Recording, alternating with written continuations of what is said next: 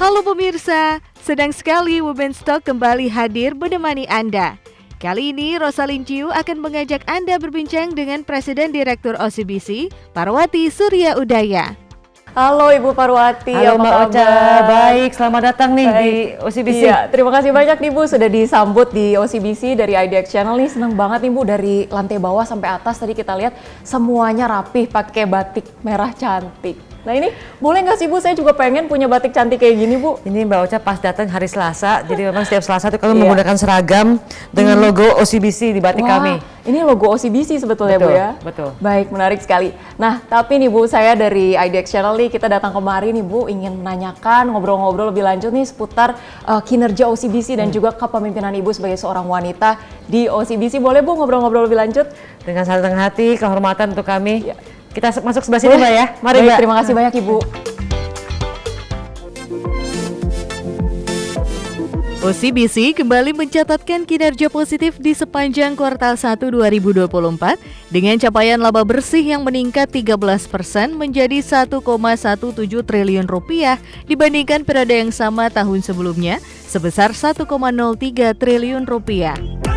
Sementara itu, kinerja positif OCBC di 3 bulan pertama tahun ini didukung oleh peningkatan pendapatan bunga bersih sebesar 6% year on year dan penurunan beban cadangan kerugian sekitar 96% year on year seiring dengan membaiknya kualitas aset akibat pulihnya aktivitas ekonomi. Lantas seperti apa strategi OCBC dalam menjaga momentum positif kinerja di sepanjang tahun 2024? Simak perbincangan Rosalyn Ciu bersama dengan Presiden Direktur OCBC Parwati Surya Udaya hanya di Women's Talk. Dan pemirsa Women's Talk, saat ini saya sudah bersama dengan seorang wanita inspiratif, salah seorang wanita hebat yang memberikan terobosan terhadap woman leadership di industri perbankan di tanah air. Siapa lagi kalau bukan Presiden Direktur dari OCBC, Ibu Parwati Surya Udaya. Halo Ibu, apa kabar? Terima kasih banyak untuk waktunya Ibu. Baik, kehormatan untuk kami Mbak Ocha. Terima kasih. Baik, sudah bersama Ibu Parwati. Terima kasih banyak Bu untuk waktu dan juga energi positif yang selalu diberikan kepada orang-orang di sekitar Ibu. Bu Parwati, untuk laporan dari OCBC sendiri ini terakhir kali kembali mencatatkan kinerja ataupun tren yang positif ya Bu, dengan laba bersih yang naik 13% di kuartal pertama di tahun 2024. Mungkin secara keseluruhan kinerja dari OCBC di kuartal pertama atau mungkin sepanjang tahun ini targetnya akan seperti apa Bu? Terima kasih. Jadi memang kami syukuri juga ya untuk kuartal pertama 2024 ini kinerjanya tadi positif. Bukan hanya pertumbuhan labanya 13%, itu juga mencapai return on equity sekitar 13% juga. Dan kalau kita melihat dari sisi bisnis volume, misalnya pinjaman, itu pun tumbuh sekitar 11% ya year on year-nya.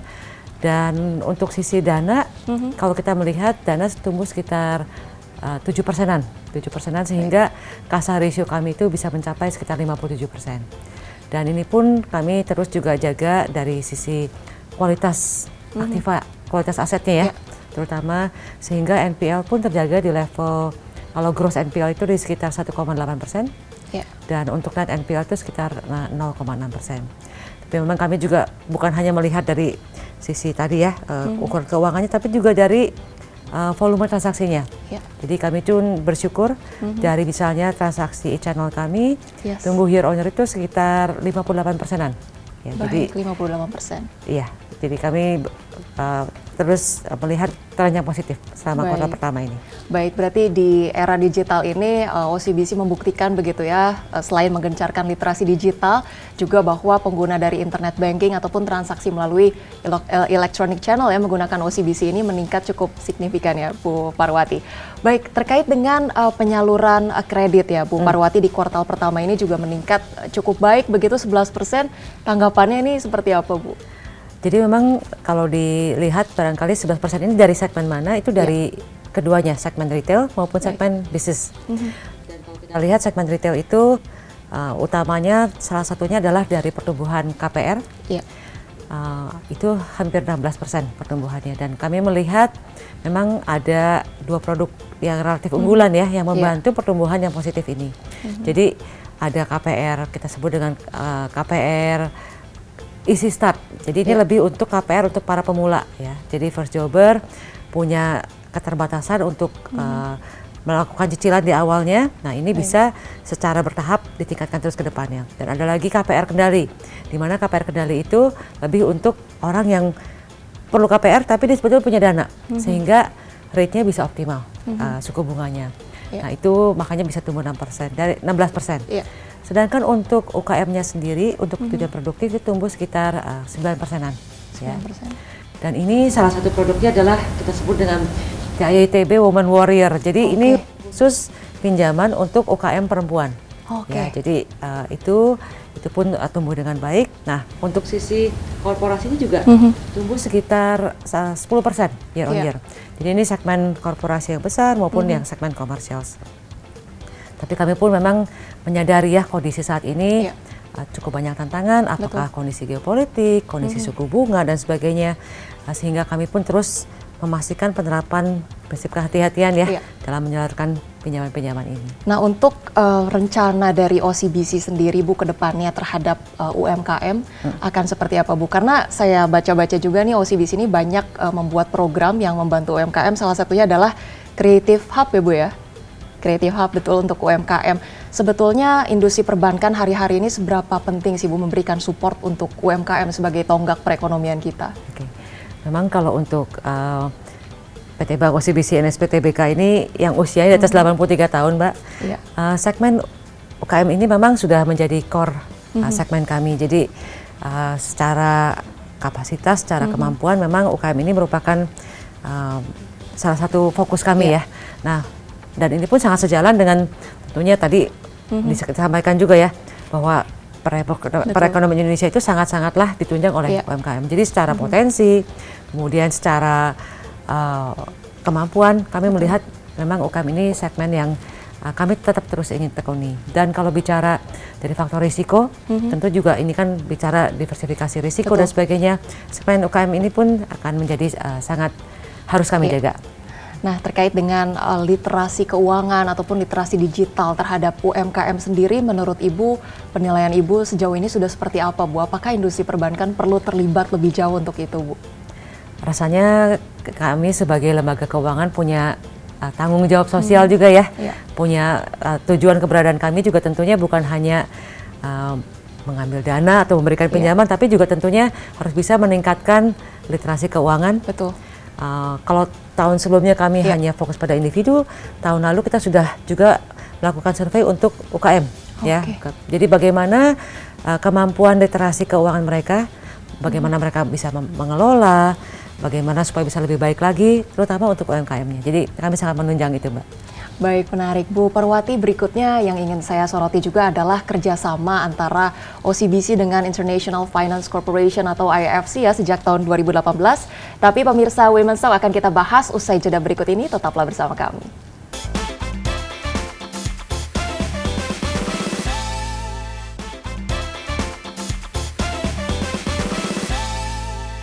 Dan pemirsa Women's Talk, kita masih bersama dengan Ibu Parwati Suryaudaya, Presiden Direktur dari OCBC. Baik Bu Parwati, OCBC ini telah melakukan kerjasama dengan International Finance Corporation sejak tahun 2018 ya Bu ya, khususnya untuk Green Bonds dan juga Gender Bonds. Nah, saya penasaran Ibu, untuk Gender Bonds sendiri sebetulnya kerjasama yang dilakukan ini mungkin secara teknis atau pendanaan itu seperti apa nih Bu? Oke, kalau boleh agak mundur sedikit Mbak ya, jadi memang kami dengan IFC ini banyak pertamanya. Jadi sebetulnya hubungannya tuh dari tahun 98 bahkan ya. Jadi kami waktu itu merupakan bank pertama yang menerima obligasi dari IFC. Kemudian 2001 kami merupakan bank pertama menjadi di mana IFC menjadi pemegang saham. Kemudian 2018 kami mendapatkan Gender Bond waktu itu ya dari IFC. Kemudian 2020 kami pertama menjadi bank pertama di Indonesia dan bank kedua di Asia yang mendapatkan Gender Bond waktu dari IFC. Jadi memang waktu yang Gender Bond ini Februari 2020 tuh pas sebelum COVID soalnya ingatnya, itu kami melakukan penandatanganan untuk fasilitas di mana diberikan sekitar 200 juta US waktu itu. Dan ini untuk diberikan kepada sosial dan green waktu itu ya. Jadi yang untuk sosialnya itu kita sebut dengan gender bond. Gender bond itu sekitar jadi 1,375 triliun. Itu disalurkan untuk penyaluran kredit kepada UMKM tapi yang dimiliki atau dikelola oleh perempuan. Nah, jadi misalnya harus 50% dimiliki oleh perempuan atau lebih dari 30% pengelolanya adalah perempuan. Ya, jadi itu salah satu kriterianya. Nah, kemudian tentunya kami melihat juga ini suatu hal yang baik ya, sangat setara juga dengan program-program pemerintah. Dan untuk yang gender bond itu kami pun dibantu oleh tidak salah namanya itu Women Entrepreneur Finance Initiative ya.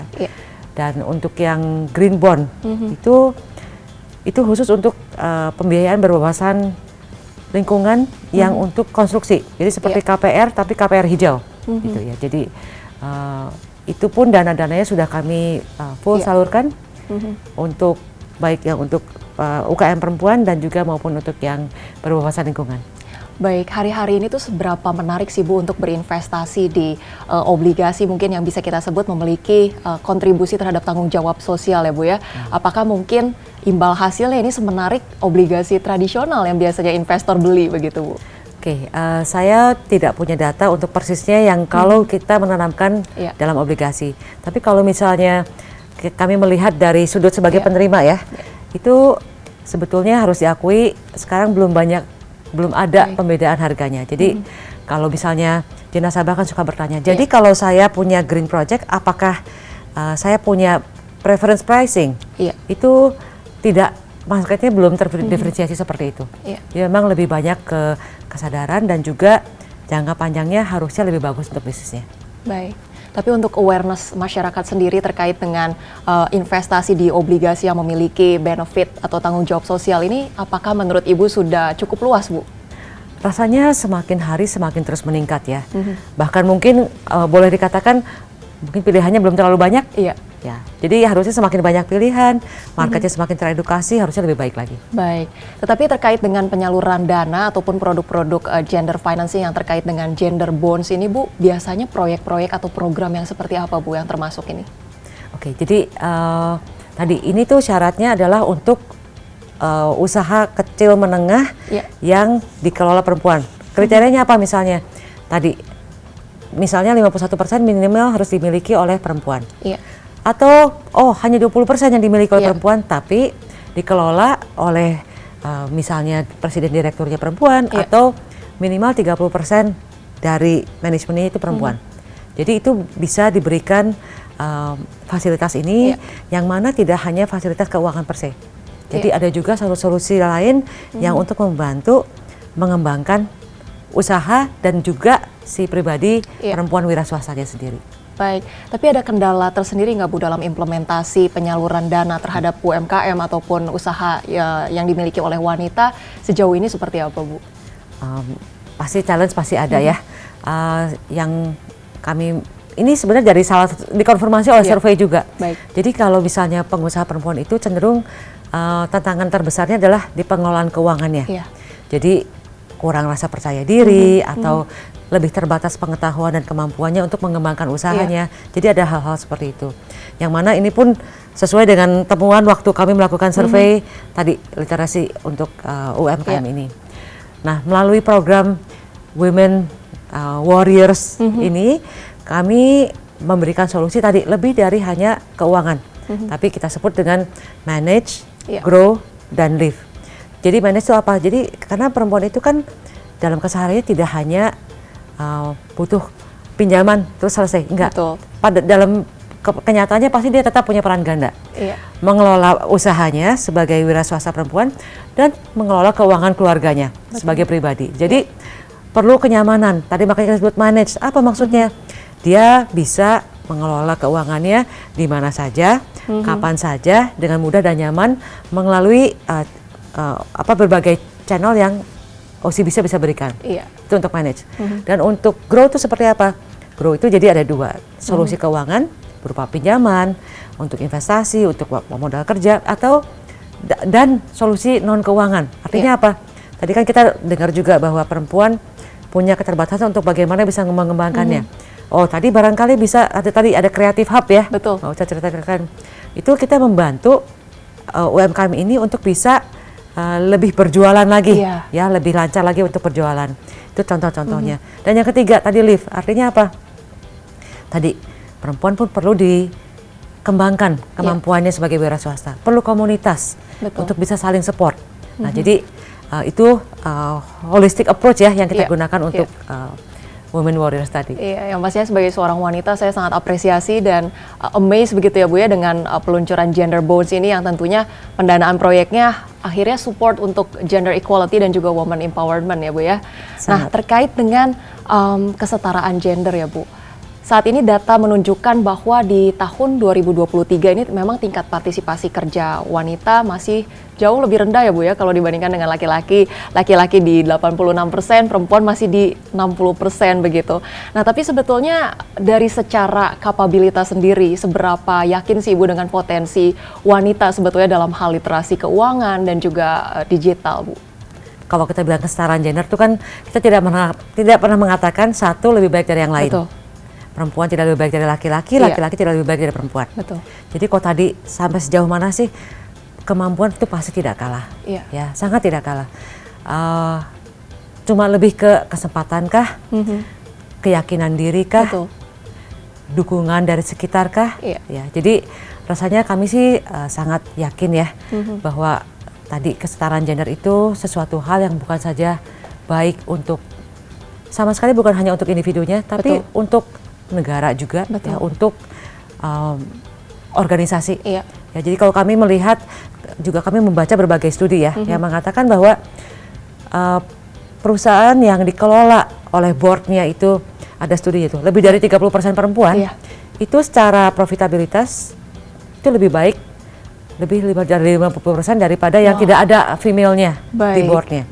Jadi ada studi itu ada beberapa ya, dan memang apalagi jangka panjangnya kira-kira seperti itu Mbak. Jadi itu untuk organisasinya dan secara untuk negara sendiri, kalau tidak salah ada datanya juga yang mengatakan dari UN Women ya 2024 kalau nggak salah itu bisa memberikan kontribusi PDB 20% lebih tinggi kalau ada kesetaraan gender.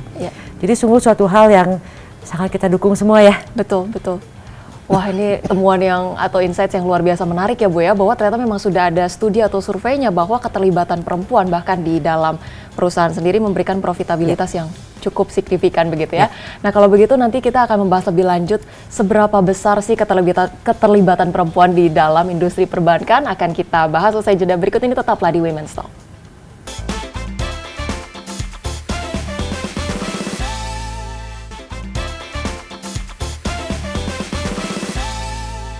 Baik pemirsa Women's Talk, kita kembali bersama dengan Ibu Parwati, Presiden Direktur dari OCBC. Baik, tadi Ibu Parwati kita sudah sempat banyak berdiskusi mengenai gender equality, tapi rasanya mungkin belum afdol ya Bu ya, kalau saya belum tahu nih di OCBC sendiri ataupun di industri perbankan ini sebenarnya seberapa banyak melibatkan wanita begitu ya. Dan terkait dengan kepemimpinan Ibu sendiri di OCBC sebagai seorang wanita, apakah ada upaya tertentu Bu dari kepemimpinan para wanita ini untuk menyuarakan mungkin paham meritokrasi ya Bu ya, atau agar kesetaraan gender ini bisa awareness-nya semakin tinggi lagi gitu? Tadi kalau bilang partisipasi perempuan di perbankan ini, kalau data kalau tidak salah menunjukkan hanya 19% ya.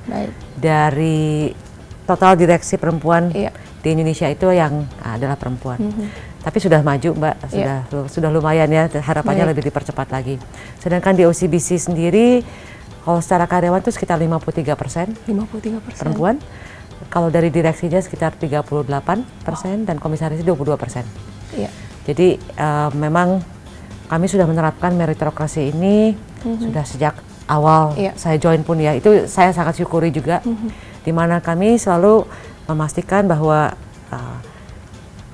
apakah dari hiring, apakah dari promosi, apakah dari pengembangan, semua itu harus berdasarkan meritokrasi. Jadi betul-betul karena kemampuannya, karena kinerjanya, bukan karena siapa dia. Terkait dengan leadership di dunia perbankan ataupun di industri lainnya, menurut Ibu Parwati keterlibatan perempuan sebagai seorang leader ini apakah memberikan warna tertentu ataukah sebetulnya sama saja sebenarnya leader laki-laki ataupun wanita?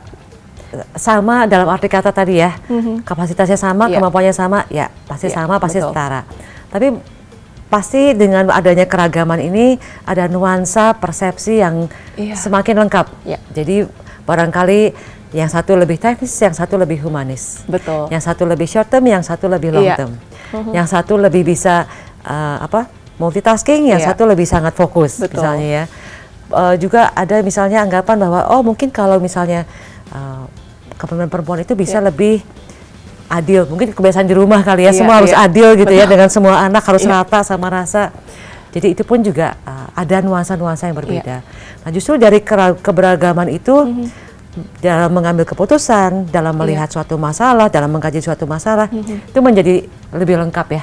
Luar biasa. Jadi itu yang saya melihat sungguh nyata seperti itu sih. Ibu berkarir hampir 3 dekade berarti, Bu? Betul. Baik, sebagai seorang pemimpin sudah 3 dekade berjalan begitu ya Bu ya. Sebetulnya di awal Ibu berkarir sebagai seorang wanita sampai hari ini, mungkin ketika awal berkarir ya Bu ya sebagai seorang wanita, ada nggak sih Bu stereotip tertentu yang membuat perempuan tuh seringkali mungkin konon katanya harus bekerja 2 kali lipat untuk membuktikan kapabilitasnya terhadap orang-orang di sekitar gitu? Memang jadi dalam hal ini yang kami melihat itu bukan hanya peran perempuan saja untuk kesetaraan gender itu, tapi justru keduanya. Peran laki-laki pun sangat penting. Betul. Ya, jadi apakah kalau peran pemerintah dari policy dan sebagainya udah pasti ya, dukungan masyarakat udah pasti. Tapi dalam keseharian antara laki-laki dan perempuan ini harus betul-betul sama-sama bisa meyakini bahwa kalau saling melengkapi itu jauh lebih baik. Tadi di perusahaan, pengambilan keputusan, menganalisa masalah dan sebagainya.